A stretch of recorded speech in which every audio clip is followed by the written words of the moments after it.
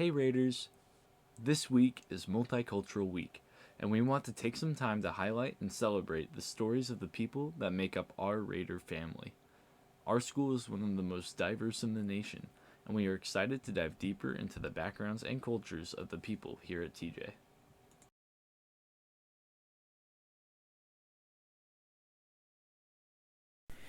World's fastest city, that's my hometown, Seoul, Korea. Fastest internet, fastest work speed, and fastest elevator. People in Seoul are mostly busy and moving fast. But at the same time, it is hard to do so because there are too many people in such a small area. For kids in Korea, it is natural to study in academies as well as in school. If you don't study in academies, you will fall behind at school. Therefore, Korean children study in academies till late night. Most of the time in my life, I thought I would live in Korea forever. However, the most unexpected thing had happened. During summer break of the second grade in middle school, my dad was appointed to Seattle.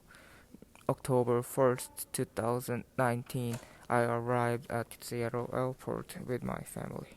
I was 14 years old, and when I thought of registering for school, my age fit in with ninth grade. However, in Korea, I had 1 year left for middle school and my English were not perfect. Going to high school at the time was stupid move, so I registered for 8th grade. My first day in the US school was October 7th that year.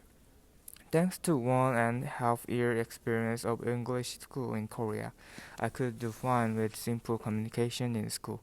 However, there still were tons of academic and high level words that I didn't understand. Actually, I still have a bunch of words that I don't understand. So I always looked for help or asked if I could use a translator for words that I didn't know. But what really made me upset was reading in English. I really like reading, but when it came to English books, I couldn't hold it for more than 30 minutes. I had to get more used to reading English books. On the last day of the year, I played Yut, a Korean traditional board game. We throw Yuts instead of dice to play it. The Korean tradition to celebrate New Year is on Lunar New Year. On that day, Koreans eat rice cake soup. Eating it symbolizes getting 1 year older.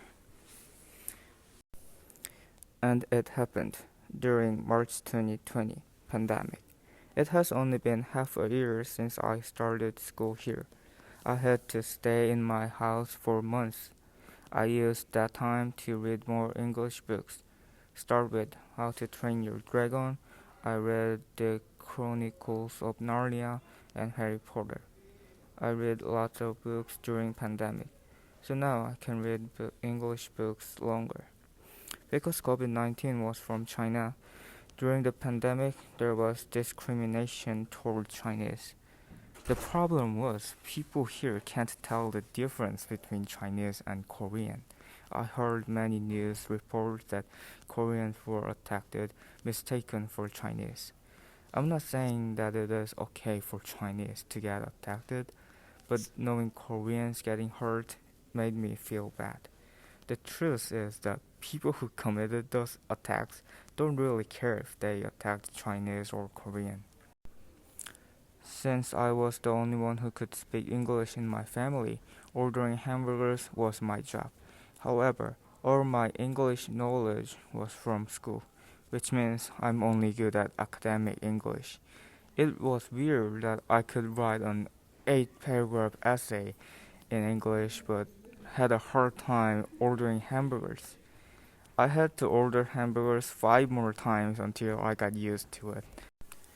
Now I'm almost halfway through high school. Looking back how I came here, I say it was a miracle life. A lot happened during past 3 years. Immigration, pandemic, and high school. I was wondering what will come next and looking forward to my bright future.